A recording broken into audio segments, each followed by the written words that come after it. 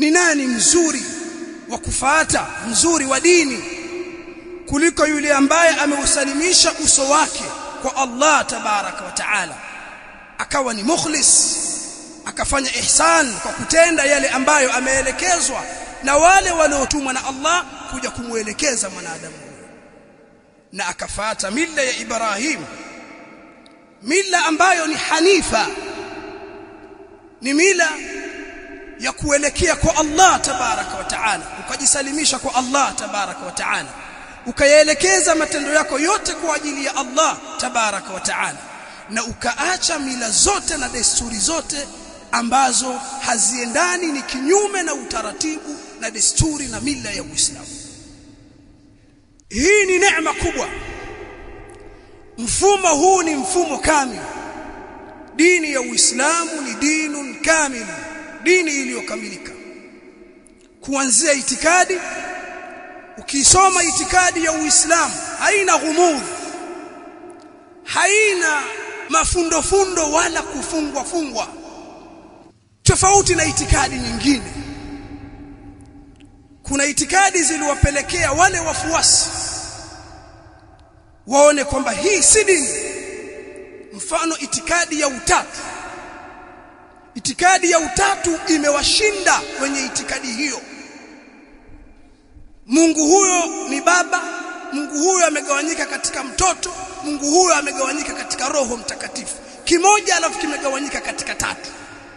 Itikadi hii ya Trinity imewashinda wenye itikadi hii, na Allah tabaraka wa taala alipinga, laqad kafara alladhina qalu inna Allaha thalithu thalatha. Uislamu ukitazama itikadi yake ni itikadi ya wazi, inakubalika na akili sahihi salimu aliyomuumbia Allah tabaraka wa taala mwanadamu.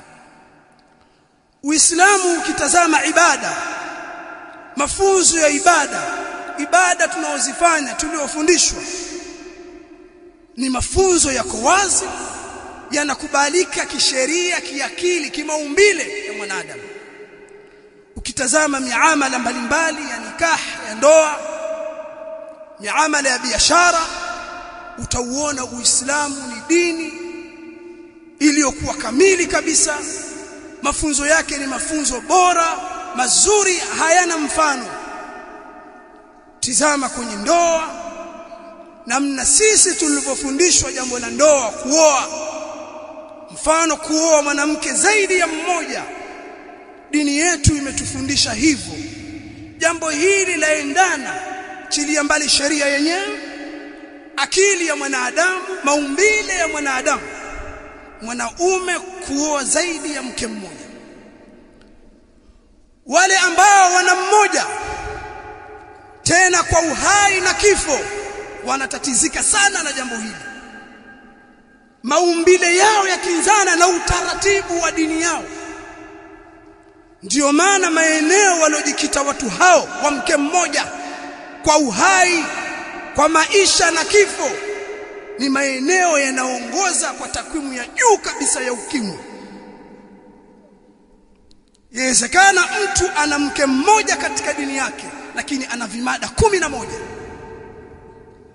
Halafu wakawazuga Waislamu kwamba ndoa zaidi ya mke mmoja ina matatizo mingi, ndoa za mitaala zikafundishwa maskuli, ni sababu ya kuenea kwa ukimwi. Lakini tukitazama maeneo ya watu ambao wana mafunzo hayo ya mke zaidi ya mmoja, takwimu ya ukimwi au asilimia ya watu wenye ukimwi ni ndogo, yawezekana chini ya 0.